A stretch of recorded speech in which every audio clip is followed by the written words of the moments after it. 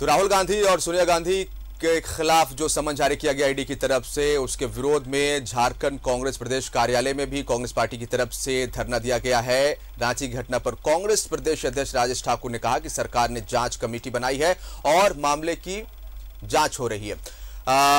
लेकिन उससे पहले की जो तस्वीर हम आपको दिखा रहे हैं कि ये तस्वीर जो है वो आप देख रहे हैं कांग्रेस प्रदेश कार्यालय की है और हाथों में बैनर लिए हुए कांग्रेस के ये नेता प्रदेश अध्यक्ष को आप देख सकते हैं और कई मुद्दों पर उनसे बात की हमारे सहयोगी विपिन उपाध्याय ने। राहुल गांधी से हो रही पूछताछ के विरोध में कांग्रेस का पूरे देश में प्रदर्शन चल रहा था। झारखंड में भी कांग्रेस भवन में पार्टी के नेता धरना पर बैठे थे और ये धरना अब समाप्त हो चुका है। अध्यक्ष जी, धरना पर आप लोग बैठे थे, पूछताछ राहुल गांधी से की गई। आप लोगों ने कहा था जब तक धरना चलेगा, तब जब तक पूछताछ चलेगा तब तक आप धरना पर बैठेंगे।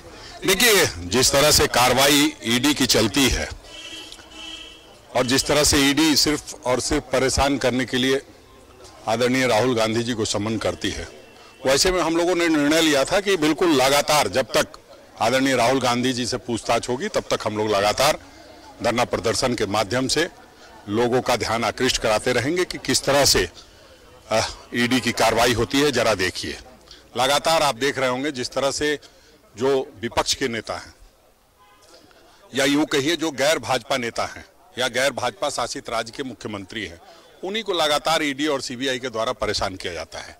तो इससे एक जो परसेप्शन बना है वो ये बना है कि ईडी और सीबीआई न्याय संगत तरीके से काम नहीं कर रही है, पक्षपातपूर्ण कार्य कर रही है और उसको अपनी कार्यशैली में बदलाव लाना चाहिए। इसलिए हम लोग लगातार गुहार भी लगाते हैं ईडी, सीबीआई और अन्य केंद्रीय एजेंसियों से कि आपकी जो कार्यशैली है उसको बदलिए। किसी के राजनीतिक एजेंडे को सेट करने के लिए आप नहीं बनाए गए। हमने आपको स्वतंत्र एजेंसी का दर्जा दिया था, उसको गुलामी की ओर मत ले जाइए।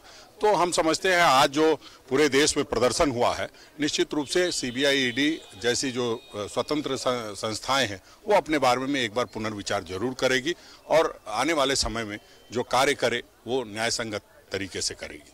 अध्यक्ष जी, इससे अलग एक सवाल, जो माहौल रांची में बना हुआ है उसको कांग्रेस किस नजर से देख रही है?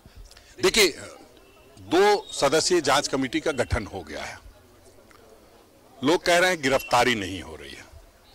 जल्दीबाजी का काम शैतान का होता है जो उत्तर प्रदेश में हो रहा है।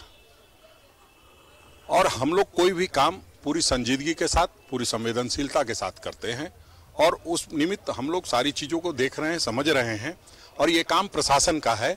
प्रशासन भी कहीं ना कहीं अपने तरीके से काम कर रहा है और उस पर भी हम लोग नजर बनाए हुए हैं कि ऐसा नहीं कि प्रशासन कोई मनमानी करेगा, नहीं करने देंगे। और इसलिए जांच कमेटी का गठन किया गया है कि जांच कमेटी दूध का दूध और पानी का पानी करेगी कि गलती में किसकी गलती है और कैसे ये घटना घटी है। ऐसा नहीं है कि सिर्फ चंद लोग उसके लिए जिम्मेदार हैं और बहुत सारे लोग हैं। हमने भी कई वीडियो को करीब से देखा है और समझने का काम किया है और बताने का काम किया है कि इन वीडियोज को ठीक से देखा जाए कि आखिर ये दहशतगर्द अगर कोई कार्रवाई कर रहे थे तो उसमें कौन कौन लोग शामिल थे।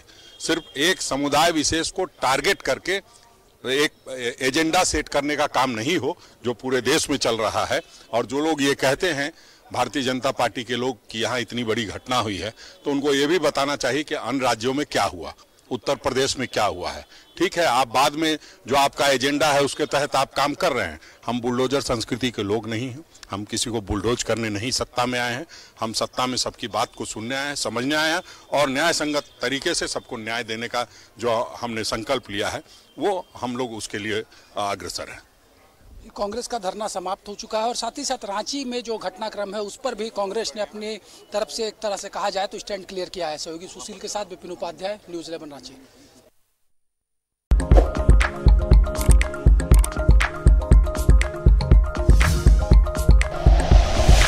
Like and share videos, subscribe करें हमारा चैनल और प्रेस करें बेल आइकॉन। न्यूज़ 11 भारत, सच है तो दिखेगा।